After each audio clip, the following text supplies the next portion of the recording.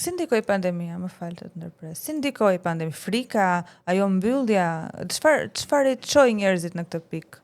Pasiguria. Pasiguria, Siguria, domethënë njerëzimit po ju lëkundën themelet e sigurisë, aty fillon problemi. Njerëzit kanë nevojë të ndihen në radhë të parë të sigurt, në një mjedis të sigurt, në një mjedis të dashur, në një mjedis që u premton të ardhmen.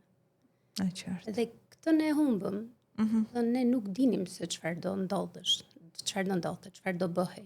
Pra ishte një kaos, ishte një, ne quajmë trauma kolektive. Sepse nuk ishte një ngjarje, le ta kanalizojmë pak se që ishte për shembull tërmeti, që ndodhi në një zonë të caktuar, në një qytet. Po shumë njerëz zgjodhen që të shkonin të pushonin në vende të tjera ku nuk ishin të prekur nga tërmetit apo nga ato post tërmetet.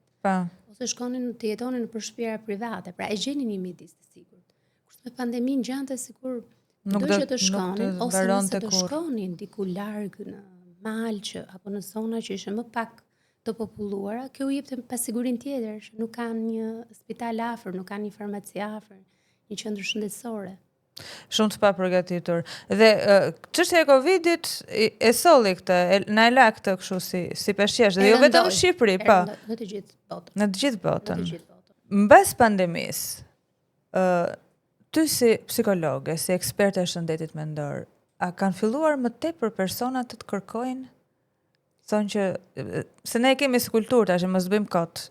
Deri para 5 vitesh nuk e dinim psikologun. E dinim që ishte profesion. Na bënte çudi se psikologu, ç'na duhet psikologu, nëse unë jam çmen. Do të thonë, po them jargonin që përdornin shqiptarët. Por tani duket sikur janë ndërgjegjësuar.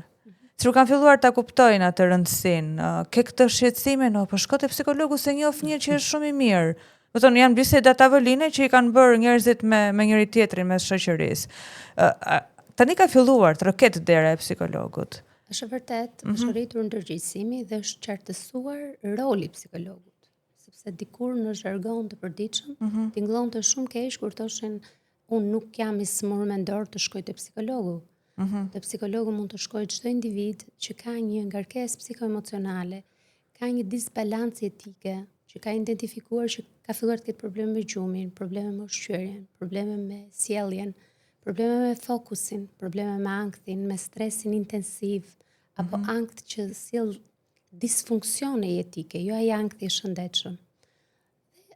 Normalisht e kanë kuptuar dhe e kanë qartësuar dhe kjo i ka bërë që të jenë më të predispozuar për të ardhur, për të parandaluar, po dhe për të trajtuar problemet të shëndetit. Psikoemocional më shumë se sa mendor. Domethënë në fillim janë gjendje, apo situata apo çrregullime që trajtohen dhe pastaj mund të quash le të themi tek gjendje të shëndetit mendor ose sëmundje të shëndetit mendor. Përmendë ankthi i shëndetshëm ose kam dëgjuar dhe stres i mirë.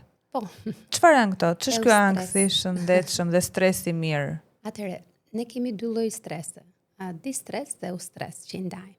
Distres është kur ke një stres të vazhdueshëm për një situatë të sikletshme të tipit ke një sëmundje që mezi pret që të rekuperohesh. Kurse eustres, me që jemi në kohën e maturave, është eustres që ti po stresohesh ditën e maturës që do dalësh, do marrësh diplomën, që do hedhësh kapelen, që do veshësh. Ky është më i mirë, ky është i mirë se stres, ky eustresi. Ky është eustres, quhet stresi pozitiv, por shumë studime kanë thënë që ka dhe ky një efekt jo pozitiv. Që është një frustrim, është në thelb është stres. E kam pasur unë këtë eustresin, më ka kujtove tani, se eustres duhet këtë qenë. Kisha për të prezentuar një mbrëmje diplomimi të një universiteti këtu në Tiranë dhe isha shumë mirë. Do të thënë, nuk kam emocione, thoja, ishte hera parë që bëja që të flisja për një publik shumë gjerë dhe kështu në sken. Edhe jam shumë mirë, më mblodh më këtu në stomak. Një lëmsh që nuk po rria dot në këmbë. Aq dhimbje e fortë ishte ajo. Kemi pak tek ankthi këtu tani. Është ankth ky? Ky është një ankth performance kryesisht, se nuk mund ta përcaktosh, por mund të jetë një element i një ankthi social, që vështirësia për të folur para një publiku, po që qëllimi është të performoj mirë. Nëse ti ja ke dalë dhe ke prezantuar për te i këtyre sfidave të vogla, do të thotë që deri diku është një ankth i superuar. Por ankthi i shëndetshëm, për t'ju kthyer pyetjes, është kur individi nuk funksionon në gjërat e rëndësishme, që do të thotë, fakti se kam frikë se mos performoj keq, nuk shkoj fare. Do ndërheqe. Fakti që kam frikë se mos ndodh, ku di unë, diçka në një trajnim apo një udhëtim jashtë shtetit, nuk udhëton fare.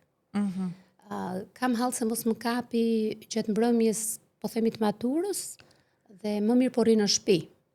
Pra, këta njerëz izolojnë gradualisht, pothuajse totalisht.